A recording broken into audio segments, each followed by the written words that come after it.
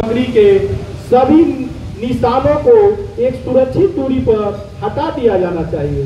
Good housekeeping सुनिश्चित की जानी चाहिए। सभी मशीनरी को साफ रखें।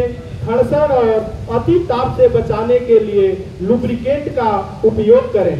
बिजली के उपकरणों की खराबी को तुरंत मुरम्मत या बदली की जानी चाहिए। स्विच और फ्यूज सर्किट को सही रेटिंग के अनुसार होने चाहिए। स्मोक या फायर चेक डोर के दरवाजे बंद रखें। बाहर निकलने के रास्ते को अवरोधों से दूर रखें। आपातकालीन संगठनों की स्थापना की जानी चाहिए। संस्थान के कर्मचारियों को प्राथमिक अग्निशामक प्रशिक्षण दी जानी चाहिए। आज फायर सेफ्टी डे का आयोजन किया गया है और ये एक सप्ताह का प्रोग्राम है। Fire service day, fire service week का आयोजन है। ये आयोजन किया जाता है प्रतिवर्ष। 1944 में 14 अप्रैल के दिन ही मुंबई डॉकयार्ड में एक शिप में जो फायर हुआ था, जिसमें कि 66 फायर कर्मियों ने अपनी जान गंवाई थी इसमें अपने कर्तव्य के पथ पे। तो उन्हीं के याद के लिए, उनके सर्विस को याद करते हुए और अपने आप को रिमाइंड करने के लिए कि ये कितना ज़रूरी है फायर को मेंटेन कंट्रोल करके रखना है, उस उपलक्ष्य में या उसी को याद रखने के लिए ये आयोजन किया जाता है। तो इस साल यहाँ हर साल की तरह इस साल भी ये आयोजन हो रहा है। इसमें हमको सिर्फ ये ध्यान रखना है कि आग हमारा मित्र भी है और साथ में वक्त पड़ने पर बहुत नुकसान भी कर सकता है। तो इसके साथ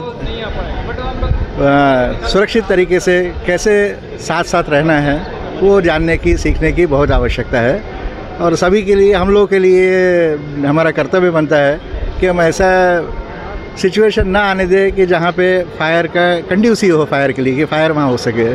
जैसे हम लोग सूखी घास है, पेड़ पत्ते हैं ऐसे इकट्ठा हो रहे हैं कहीं पे, या फिर स्टोरेज ऑयल का ड्रम का रखा हुआ है, और हमारे ये सब चीज़ें जिसमें आग लग सकता है उसको प्रॉपर तरीके से सेग्रीगेशन करें, डिस्पोज करें। एक जगह ऐसा वो कंडीशन ना क्रिएट करें जिससे कि आग लगे और फैले।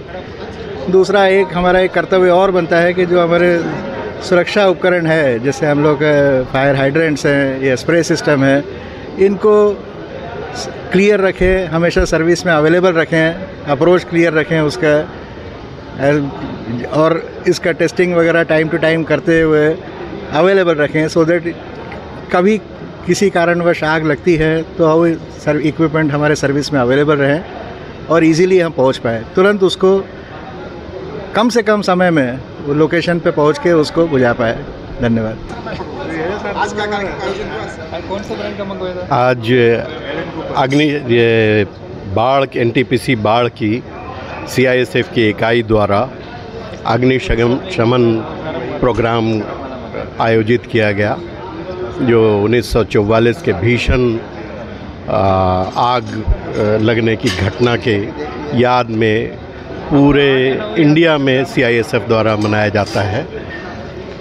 ये इसका बहुत ही सफल कार्यक्रम रहा ये, और सब लोगों को ये शपथ भी दिलाई गई अग्निशमन के इसमें। और मैं CISF NTPC बाढ़ को बहुत बहुत बधाई देता हूँ इस कार्यक्रम के सफल आयोजन का।